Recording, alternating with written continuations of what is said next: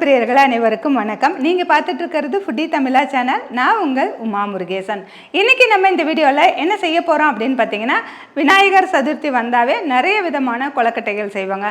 அது விநாயகர் சதுர்த்திக்கு மட்டும்தான் செய்யணுமான்னு கேட்டால் அப்படி இல்லைங்க. எப்போ வேணாலும் நம்ம குழந்தைங்களுக்கு ஸ்நாக்ஸாகவும் செஞ்சு கொடுக்கலாம், டிஃபனாகவும் செஞ்சு கொடுக்கலாம். அந்த வரிசையில் இன்றைக்கி நம்ம வந்துட்டு ரொம்ப ஈஸியாக செய்யக்கூடிய, டேஸ்டியாக செய்யக்கூடிய தேங்காய் கொழுக்கட்டை வந்து எப்படி செய்கிறதுன்னு நம்ம பார்க்க போகிறோங்க. இந்த தேங்காய் கொழுக்கட்டைக்கு ஒரு 2-3 பொருள் இருந்தால் போதும், ரொம்ப ஈஸியாக செஞ்சுக்கலாம். அது எப்படி செய்கிறது அப்படிங்கிறத ஃபுல்லாக இந்த வீடியோவில் சொல்லியிருக்கேன். வீடியோவை கடைசி வரைக்கும் பாருங்கள். ஃபுட்டி தமிழா சேனலுக்கு சப்ஸ்கிரைப் பண்ணலைன்னா சப்ஸ்கிரைப் பண்ணிக்கோங்க. கூடவே ஒரு பெல் பட்டன் வரும், அதையும் கிளிக் பண்ணிக்கோங்க. அப்போ தான் நான் போடுற ஒவ்வொரு வீடியோஸும் உங்களுக்கு உடனுக்குடன் நோட்டிஃபிகேஷன் வரும். அது கூடவே ஃபேஸ்புக், இன்ஸ்டாகிராமில் நம்ம ஃபுட்டி தமிழா பேஜை ஃபாலோ பண்ண மறந்துடாதீங்க. வாங்க வீடியோக்குள்ளே போகலாம். 40க்கும் மேற்பட்ட மசாலா வகைகள், ஊறுகாய் வகைகள், வத்தல் வகைகள் அனைத்தும் வீட்டு முறையில் தரமாகவும் சுவையாகவும் தயாரித்து நான் கொடுத்துட்ருக்கிறேன். இது உலக நாடுகள் அனைத்துக்குமே நம்ம கொரியர் மூலமாக அனுப்பி வச்சுட்டு இருக்கிறோம். இது தேவைப்படுறவங்க கீழே இருக்கிற வாட்ஸ்அப் நம்பருக்கு வாட்ஸ்அப் பண்ணுங்க. பச்சரிசி 1 கப்பு, தேங்காய் 1, 1 கப்பு நாட்டு சர்க்கரை, சிறிதளவு உப்பு. இப்போ நம்ம ரேஷனில் வாங்கின பச்சரிசி தான் எடுத்திருக்கோம். நீங்கள் கடை பச்சரிசியாக இருந்தாலும் சரி, ரேஷனில் வாங்கினதாக இருந்தாலும் எதுவாக இருந்தாலும் நம்ம பயன்படுத்தலாம். ரொம்பவே நல்லாயிருக்கும். இந்த பச்சரிசியை நம்ம ஒரு பவுலில் சேர்த்துட்டு 2 முறை நல்லா கழுவிட்டு 2 மணி நேரம் ஊற வச்சு எடுத்துக்கலாம்.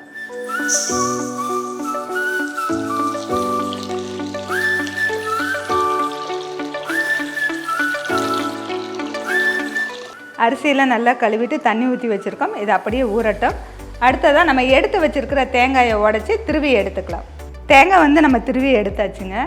திருவ முடியாட்டி நம்ம கட் பண்ணி கூட மிக்ஸி ஜாரில் அரைச்சிக்கலாம். ஆனால் நம்ம இப்போ வந்து திருவி எடுத்துருக்கோம். அரிசி ஊற வச்சு 2 மணி நேரம் ஆகிடுச்சு. இந்த தண்ணியெல்லாம் வடிச்சிட்டு இந்த அரிசியை ஒரு காட்டன் துணியில் போட்டுட்டு ஒரு 10 நிமிஷம் அப்படியே உலர விடலாம்.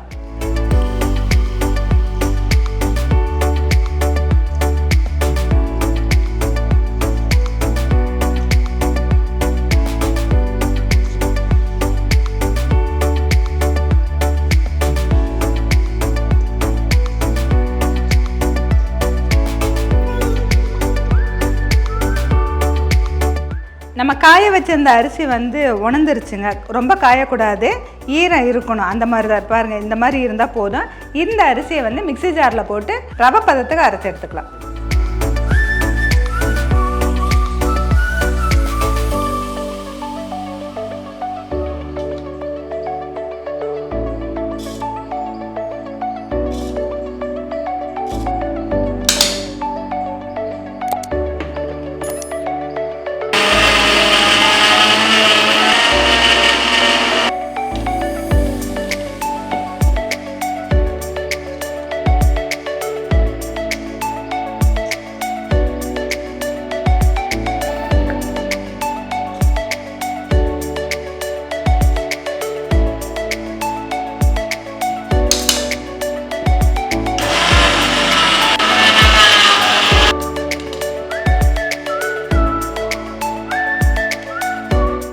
மாவு வந்துட்டு இப்போ பாருங்கள், இந்த பதத்துக்கு நம்ம அரைச்சி முடிச்சிருக்கோம்.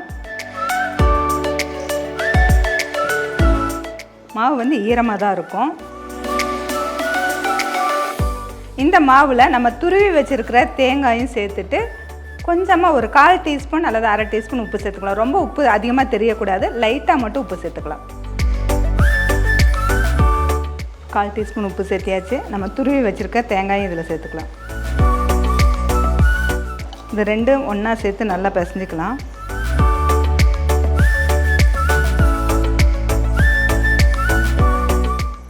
இந்த அளவுக்கு பிடிக்க வருது. நம்ம கொஞ்சமாக தண்ணி தெளித்து கரெக்டான பதத்துக்கு பிசைஞ்சிக்கலாம். அதாவது கொழுக்கட்டை பிடிக்கிற அளவுக்கு பிசைஞ்சிக்கலாம்.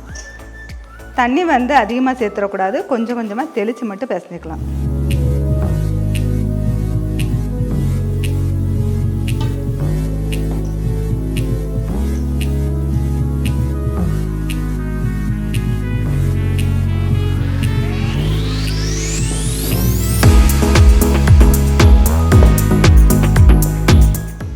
தேங்காயும் அரிசி மாவும் கொஞ்சமாக உப்பும் சேர்த்துருக்கோம். இது ரொம்ப நல்லா டேஸ்ட்டாக இருக்கும். எப்பயுமே அரிசி மாவு கூட தேங்காய் சேர்த்து நம்ம தேங்காய் ரொட்டி செஞ்சாலும் சரி, தேங்காய் தோசை செஞ்சாலும் சரி ரொம்பவே டேஸ்ட்டாக இருக்கும்.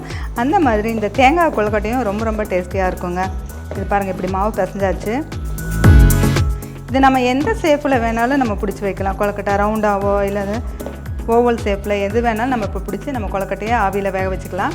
நம்ம இப்போ வந்துட்டு குட்டி குட்டியாக நம்ம பால் மாதிரி எடுத்துகிட்டு நடுவில் வந்து இப்படி அமுத்திட்டு இந்த மாதிரி ஷேப்பில் வந்து வேக வைக்க போகிறோங்க. இது மாதிரி எல்லா கொழுக்கட்டையுமே நம்ம பிடிச்சிட்டு நம்ம இட்லி பாத்திரத்தில் தண்ணி வச்சு நல்லா கொதிச்சதுக்கப்புறம் ஸ்டீமர் தட்டில் வச்சு வேக வச்சுக்கலாம்.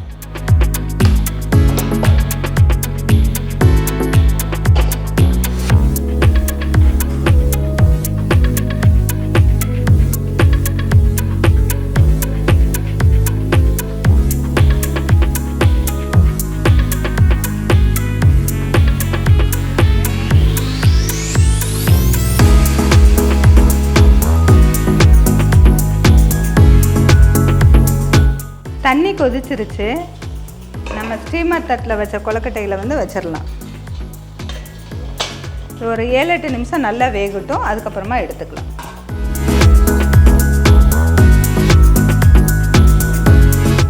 கொழுக்கட்டை வச்சு 10 நிமிஷம் ஆயிடுச்சு. ஓப்பன் பண்ணி பார்க்கலாம்.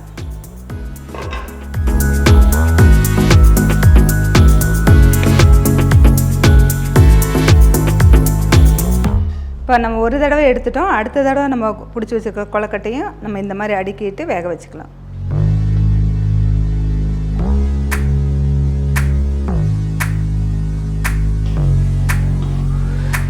இப்போ கொழுக்கட்டைக்கெல்லாம் அடுக்கி வச்சாச்சு. இதையும் நம்ம 10 நிமிஷம் வேக வச்சு எடுத்துக்கலாம். கொழுக்கட்டை வேக வச்சு 10 நிமிஷம் ஆகிடுச்சு. ஓப்பன் பண்ணி பார்க்கலாம்.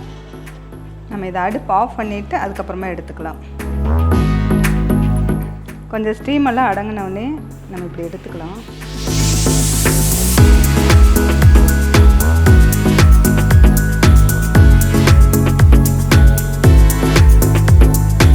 இப்போ பாருங்கள், இந்த மாதிரி வெந்திருக்கு. இந்த கொழுக்கட்டையில் சூடாக இருக்கும்போதே கொஞ்சம் கொஞ்சமாக நாட்டு சர்க்கரையும் வச்சுட்டு நம்ம குழந்தைங்க வந்து ஸ்வீட்டோடு கொடுத்தோம்னா ரொம்ப விரும்பி சாப்பிடுவாங்க. அதனால் இந்த மாதிரி கொடுக்கலாம்.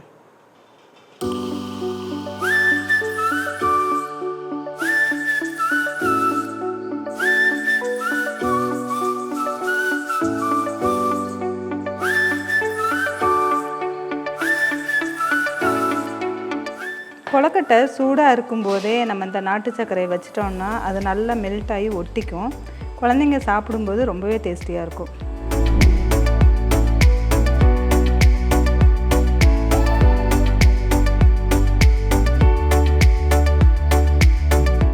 இன்றைக்கி நம்ம தேங்காய் கொழுக்கட்டை வந்து செஞ்சுருக்காங்க. கொழுக்கட்டையை எப்பயும் ஒரே மாதிரி செய்யாமல் விதவிதமாக நம்ம செஞ்சு கொடுக்கலாம். இந்த கொழுக்கட்டைகளை விநாயகர் சதுர்த்திக்கும் செய்யலாம். அது மட்டும் இல்லைங்க, நம்மளுடைய குழந்தைங்க ஸ்கூல் விட்டு வரும்போது பசியோடு வந்தாங்கன்னா இந்த மாதிரி செஞ்சு கொடுங்க, ரொம்பவே விரும்பி சாப்பிடுவாங்க. இந்த பச்சரிசி மாவுக்கும் தேங்காய்க்கும் அதுபோல் நாட்டு சர்க்கரைக்கும் ரொம்ப ரொம்ப டேஸ்டியாக இருக்குங்க. சும்மாவே சாப்பிட்லாம், அவ்வளோ டேஸ்டியாக இருக்கும். இந்த வீடியோ உங்களுக்கு பிடிச்சிருந்தா லைக் பண்ணுங்கள், ஷேர் பண்ணுங்கள். வீடியோ பற்றின கருத்துக்களை கமெண்ட் செக்ஷனில் கமெண்ட் பண்ணுங்கள். ஃபுடி தமிழா சேனலுக்கு சப்ஸ்கிரைப் பண்ணலைன்னா சப்ஸ்கிரைப் பண்ணிக்கோங்க. மீண்டும் அடுத்த வீடியோவில் சந்திக்கலாம்.